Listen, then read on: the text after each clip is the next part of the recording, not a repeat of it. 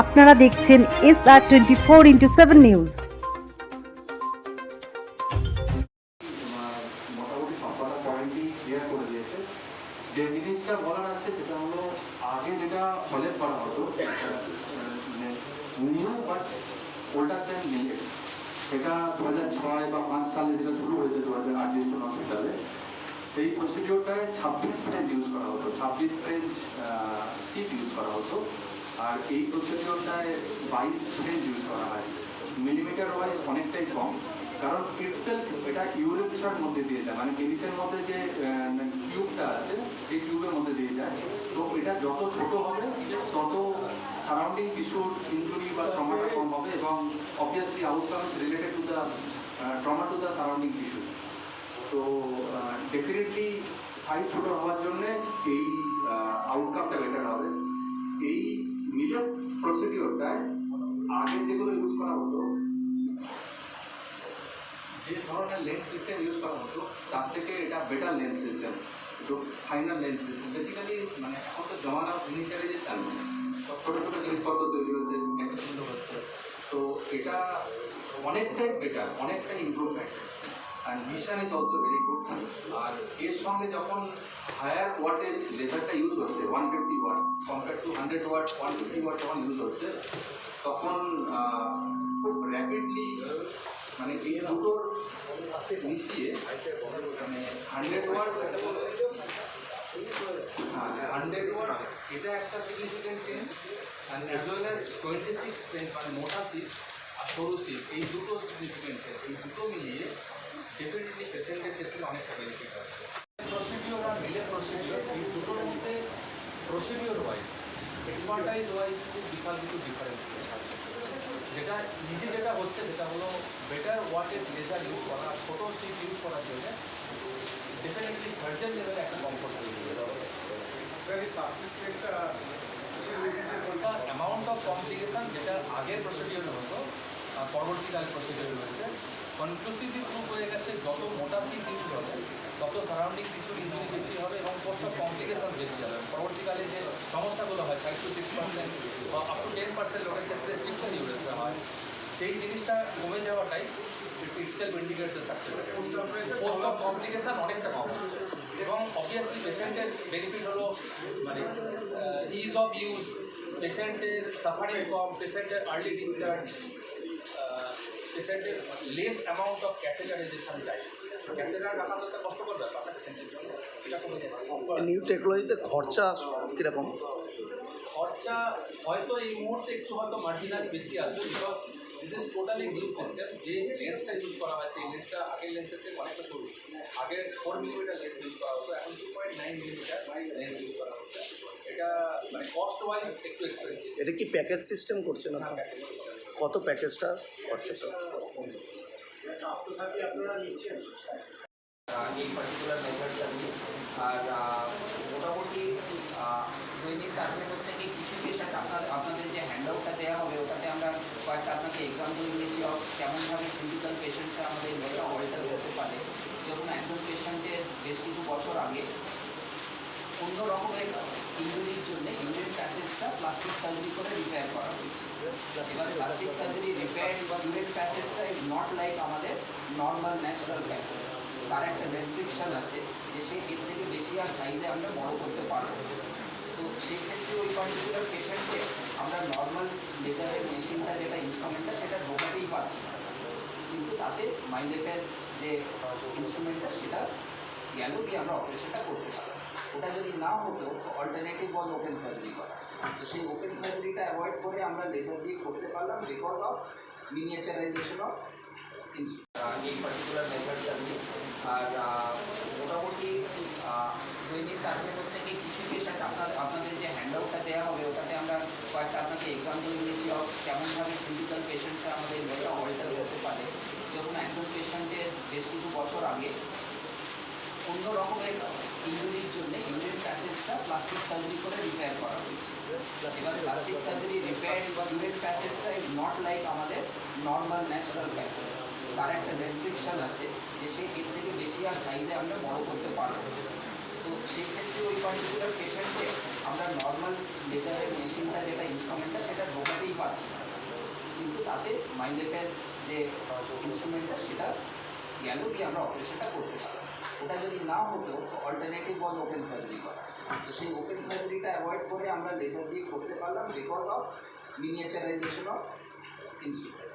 তো সেই সার্জারি তখন হোলেপ নামে ওটা এখন আপনি দেখবেন সব জায়গায় এখন আস্তে আস্তে হচ্ছে।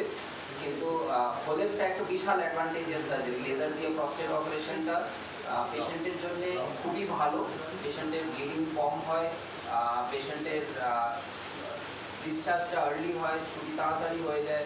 প্রস্টেট যা খুশি সাইজ হোক না কেন, মানে ছোটো প্রস্টেট বড়ো প্রস্টেট যা হোক লেজার দিয়ে হ্যান্ডেল করা যায়।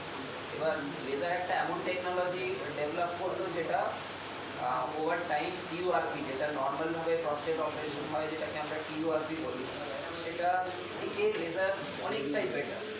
এবার ওভার টাইম লাস্ট 2 বছর মতন লেজার ইউজ করার পরে এবার আস্তে আস্তে লেজারটাকেও কীভাবে ইমপ্রুভ করা যায় সেটা নিয়ে অনেক রকমের চেঞ্জেস হয়েছে over the last 20 years. Recent যে জিনিসটা আমরা নতুন আর্টিস্ট অন নিউরোলজিতে ফার্স্ট টাইম নিয়ে এসেছি হচ্ছে মিনিমালি ইনভেসিভ লেজার সার্জারি।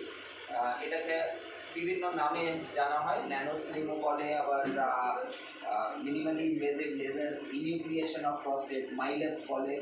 তো বিভিন্ন নাম আছে এটা this is also a big change in the way আমরা প্রস্টেটের লেজার অপারেশন করি। তো যে ইনস্ট্রুমেন্টটা দিয়ে আগে অপারেশন করা হতো লেজারের অপারেশন প্রস্টেটে, সেটা একটা বেশ বড় সাইজের ইনস্ট্রুমেন্ট ছিল, যেটা ইউরিন প্যাসেজের থ্রু দিয়ে পাস করতে অনেক সময় অসুবিধা হয়।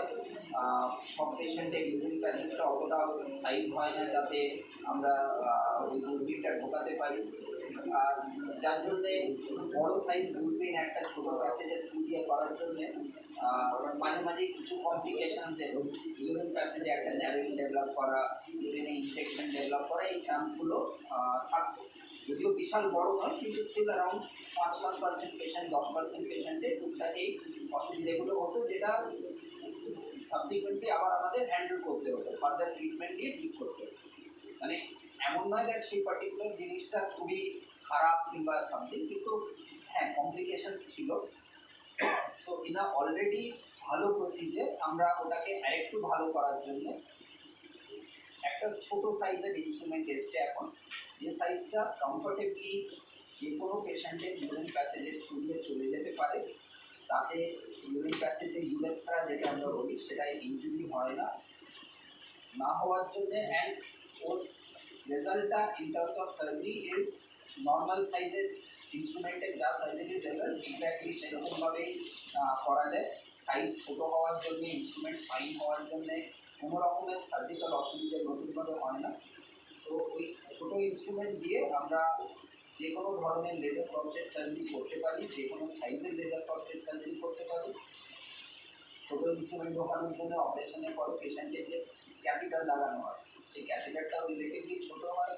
অ্যান্ড পেশেন্টের ওভারঅল কমফর্ট অনেক বেটার, পেশেন্টের কমপ্লিকেশনস কম হয়, বিকজ ইউরিন প্যাসেজে স্ট্রেচিং কিংবা ইনস্ট্রুমেন্ট ইনজুরি হচ্ছে না। অ্যান্ড এটা পরবর্তীকালে expected this will be a revolution, যেটা আস্তে আস্তে যেটাকে আমরা রুটিনলি বলি, সেটা পরবর্তী কিছু বছরের মধ্যে হয়তো পুরোপুরিভাবে রিপ্লেস হয়ে যাবে মাইলেপ দিয়ে, যেটা আমরা প্রথমবার আরজি নিউরোলজি হসপিটালে স্টার্ট করছি। তো আপনাদের এটাও জানিয়ে দিই that RG neurology is also the first hospital যে 150 ওয়াটের কোয়ান্টা লেজার দিয়ে প্রস্টেট সার্জারি স্টার্ট করেছে। তো বেশিরভাগ জায়গাতেই এখন 100 ওয়াট কিংবা 120 ওয়াটের লেজার আছে, যেটা দিয়ে অপারেশন করা হয়। কিন্তু আরজি 150 ওয়াটের quanta laser for the first time eastern ইন্ডিয়াতে নিয়েছে। খরচের কোনো তারতম্য হবে, মানে খরচে বিশাল কিছু চেঞ্জ হবে না, বিকজ আনলাইক আগের ইনস্ট্রুমেন্ট, এটা this is just a new set of instrument. হ্যাঁ, যেটা আমাদের খেয়ালের এর জন্য রাখতে হবে হচ্ছে এটা ইনস্ট্রুমেন্টটা একটু ফাইন, ছোটো হওয়ার জন্য একটু ইনস্ট্রুমেন্টটা ডেলিকেট, সো আমাদের কেয়ারফুল থাকতে হবে। কিন্তু পেশেন্টের উপরে এটার জন্য কোনো অ্যাডিশনাল ইয়ে হবে বা অস্ত্রোপচারের ক্ষেত্রে কেউ আগে পেশেন্টের জন্য কমফর্ট বাড়লো, পেশেন্টের ডিউরেশন অফ স্টে একই থাকছে, কিন্তু ওদের ক্যাপিটাল লাগানো হয় অপারেশনের পর সেটা ছোটো হবে। তো পেশেন্টের জন্য ওভারঅল অপারেশন রিলেটেড কিছু কমপ্লিকেশনসগুলো সেগুলো হওয়ার সম্ভাবনাটা অনেকটা কমে যায়। ক্যাথেটার এতেও থাকবে। হ্যাঁ, ক্যাথেটার তো যে কোনো প্রস্টেট অপারেশনের পরে লাগানোর দরকার হয়, সময়টা কমে যাবে, ক্যাথেটারের সাইজটা কমে যাবে, দেখো পেশেন্টের ডিসকমফর্টটা কমে যাবে। এটা হ্যাঁ, কিওরটা কিন্তু খুব বেগ মানে কিওর বলতে আপনি আপনারা ছাড়বেন তো কিছু পেশেন্ট আজকে অপারেশন করলে পরশু ছেড়ে দেওয়া যাবে, কিছু পেশেন্টকে ইনফ্যাক্ট আজকে অপারেশন করলে কালকেও ছেড়ে দেওয়া যাবে, কিন্তু পায়ের লাল ধরে নিন পরশু, কিছু পেশেন্টদের কালকে আজকে অপারেশন করে কালকেও ছাড়া দিতে পারে। দেওয়া আছে টোটাল যে প্যাকেজ আছে তার মধ্যে নোটিফিকেশন নেই, তাও আমরা সামনে যদি কোনো পেশেন্ট সাথে কার্ড নিয়ে আসে তাহলে ডেবিট লুকিং টু দিন স্যারদের সঙ্গে কথা বলে আমরা ট্রাই টু করি, আমরা করি অনেক ক্ষেত্রে করি, ঠিক আছে। কিন্তু সাথে যে প্যাকেজ এটা নেই, এই পার্টিকুলার এই টোটাল প্যাকেজটার খরচ কত? খরচ মোটামুটি আমাদের পড়ে যায় ধরুন 90,000 টু অ্যারাউন্ড 1 লাখের মধ্যে। 1 লাখের মতো। আগের থেকে তো খরচটা অনেকটা বেশি সাপেক্ষ। না, খরচ একই, মোটামুটি একই খরচ পড়ে হলে পারে, মানে কারণ যেহেতু অ্যাডভান্সমেন্ট অফ নতুন টেকনোলজি হাতে আমরা কী করেছি, আমরা আগে যেটা হলে অ্যারাউন্ড 80,000-এর কাছাকাছি পড়তো, রেটও বেড়েছে একটু, মানে কারণ নতুন ধরে কনজিউম হয়েছে, আমাদের সব কিছুতে 90,000-এর পড়ছে। তো আমরা কিছু ইকোনমিক যারা পেশেন্ট নট সাউন্ড, তাদের ক্ষেত্রে আমরা ডিসকাউন্টও পাবো।